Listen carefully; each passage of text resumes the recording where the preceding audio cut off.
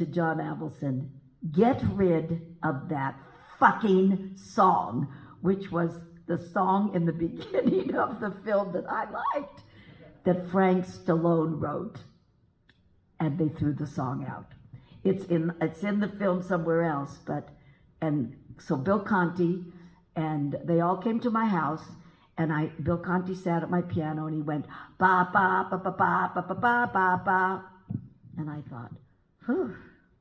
So they left, and I went into the shower, and all of a sudden, I saw the film. I heard the music, and I picked up the phone. This was before cell phones, folks, when your phone could go into the shower.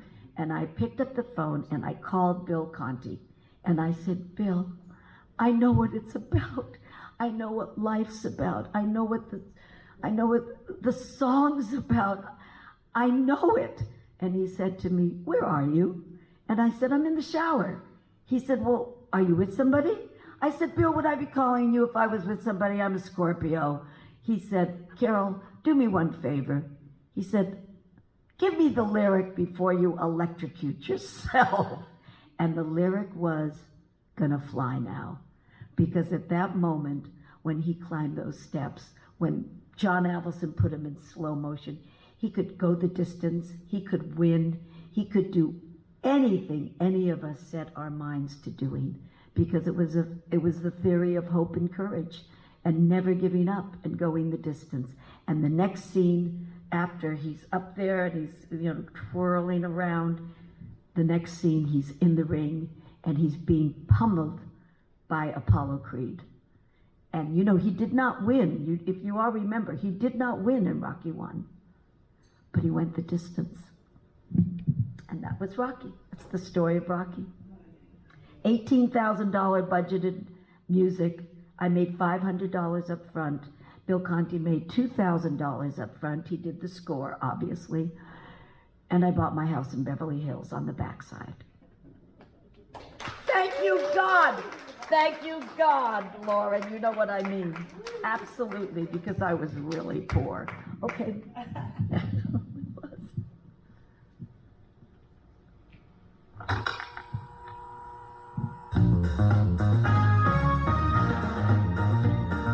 For Carroll, look at the work she did after Rocky. One great thing after another.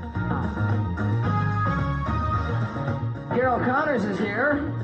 Well, our next guest is the hottest songwriter in town right now. As a songwriter and as a lyricist, this woman is what you call hot. Carol Connors. Miss Carol Connors. You hear her music everywhere in the movies and now on television, too. You're a busy, busy lady. I was sent the music for Dino De Laurentiis' Orca the Killer Whale. I was asked to write with Ennio Morricone, and I said, what am I going to write? And I wrote it from the point of view of the whale.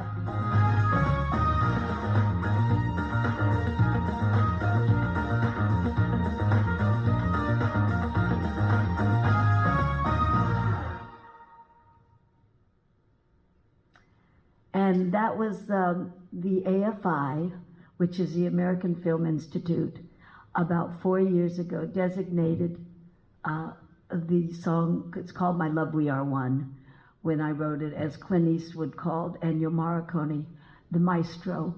It is now designated a cult classic. But you can look it up if you'd like it. But look up the ending. Go to the ending, because that's where the song is. But the scene with it's really very dramatic, but it touches your heart, because the story of what Richard Harris did. It was one of Bo Derek's first films. It's a very special film, produced by Dino De Laurentiis.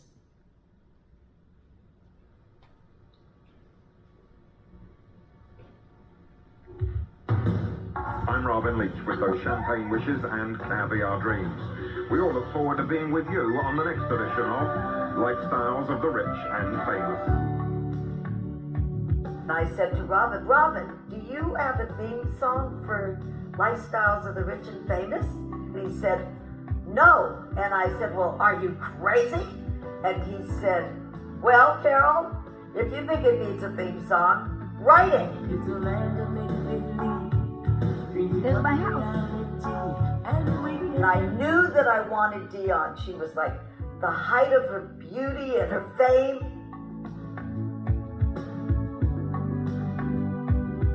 We were in the booth, and Dion had used two very young, hip producers, and they were changing things. You'll have to stop the tape. Stop the tape. Can you just start it from that point? I was getting nutsy crazy. Okay. No, move it forward. You just kept interrupting, over and over again. It's like, girlfriend, please. Wait. Bill, I held it too long. She came into the booth and she said, Carroll, I love you dearly. I love the song. Get the fuck out of this recording studio. Well, you really want me to leave? Yes, I really want you to leave, girl. So I ended up in the parking lot. We did the song in 10 minutes. We're out. Of course, I was driving her crazy. So she threw me out of the studio. But it's okay. The song went on to do quite well. And she's a dear friend of mine today. I'm Robin Leach with those shows. I think we just listened to, do I have to listen to that? I'm Robin Leach. I love to. This is Carol Connors for Taylor Swift. Is John Legend available, please? May I speak with Billie Eilish, please? Carol is not shy picking up the phone and getting meetings. You know that, Pat. She puts herself into conditions where she will meet people that can help her with her career. I don't know how she does it, but Carol can get anybody to do anything for Carol. Not really. But who said that? Oh, right, Laura. I do, maybe I got it from my father. I'm just not afraid. I love you to top. What's the only thing somebody can say to me? No? Are they going to bite my head off? Well, maybe today they'll take out a gun and shoot you, but in those days, so they say no. Big deal. I can live with the no, and I can get past it. And I've had many no's in my life, many, many, many. And I've just continued to march on, onward and upward, as the director of my documentary says, which hopefully we will show the whole thing next year. When I do the music for it. This is Carol Connors. Oh, yes. I'm in the middle of doing a project right now called Angels in the Sky. It's about the birth of the Israeli Air Force and the pilots that flew over Tel Aviv. Really, Jason, I'm not kidding. To save, this is a colonel over here, our colonel over here, and to save Tel Aviv when the war broke out, 1945, right? No, 7. The first war, and the Israeli-Palestine, and so it's a song about that, and it's all about the brave pilots from all over the world that came to Israel to save Israel. Okay.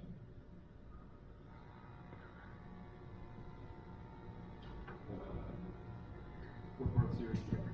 What? Four-part series Specter. Love versus Miller. I can't hear you. Sorry.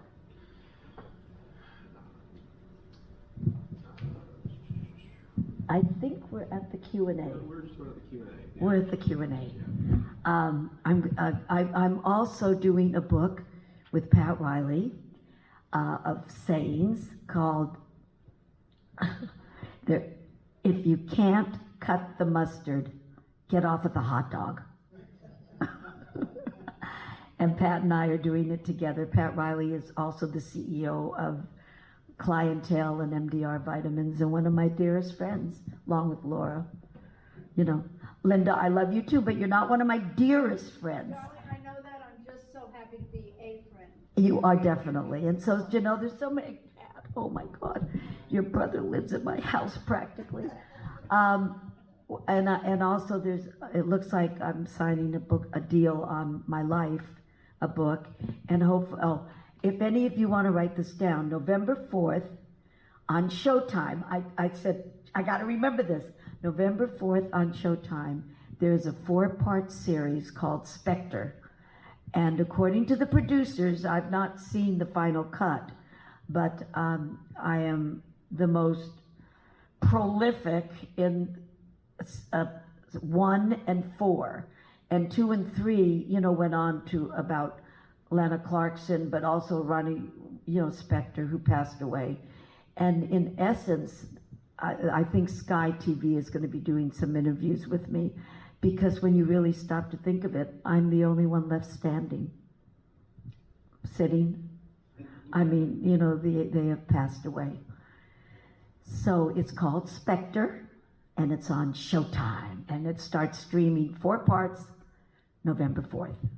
In fact, there are commercials on it right now. Okay?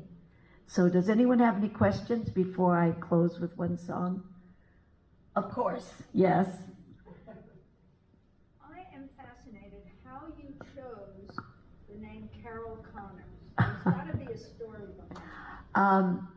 My real name is Annette Kleinbard. Okay? Not the easiest name in the world to pronounce.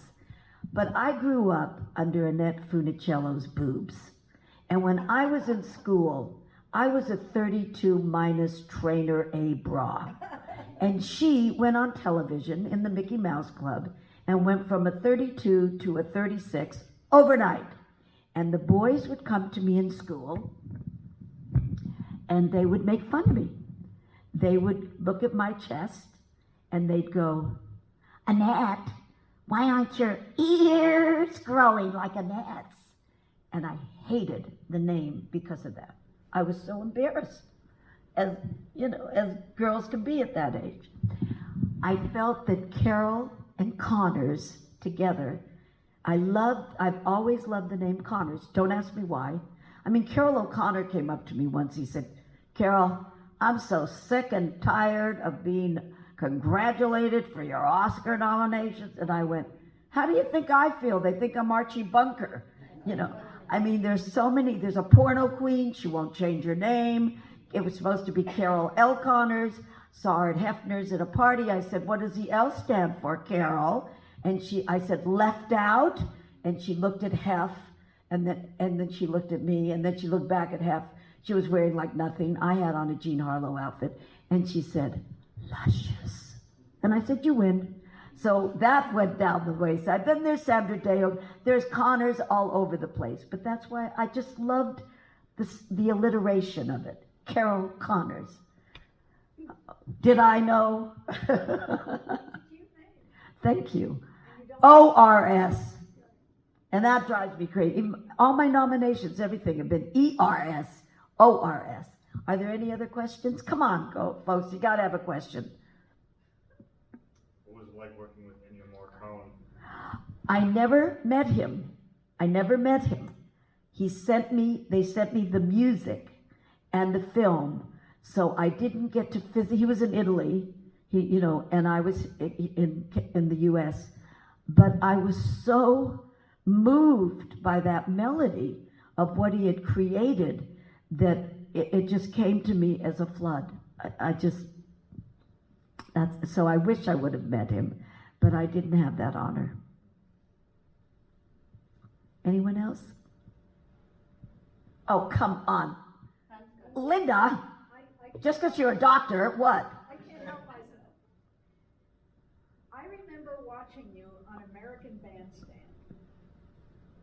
And you were so powerful at 16 years old. 16 and a half. Okay, and I was like 10. Okay, because we're about. Oh, shut up. We take a break for our age. Yeah, we do. We should be proud. And when I met you, when you were on the cover of Beverly Hills 213, and I called you up. Yes. And it was just like a dream come true to talk to you. You were always one of my heroines because you were always a strong woman in a male-dominated field, You still are. And you have succeeded beyond, I'm sure, your own dreams. And you are just one of the most successful. Oh, God, aren't you sweet? People I've ever. Oh, thank you. Thank you. Thank you. Thank you, Doctor. Thank you. Pat, I think you had a question. Well, your dad was a jockey, but I want to know, how did you get into scuba diving the first time? Did you love scuba diving? I was thrown overboard.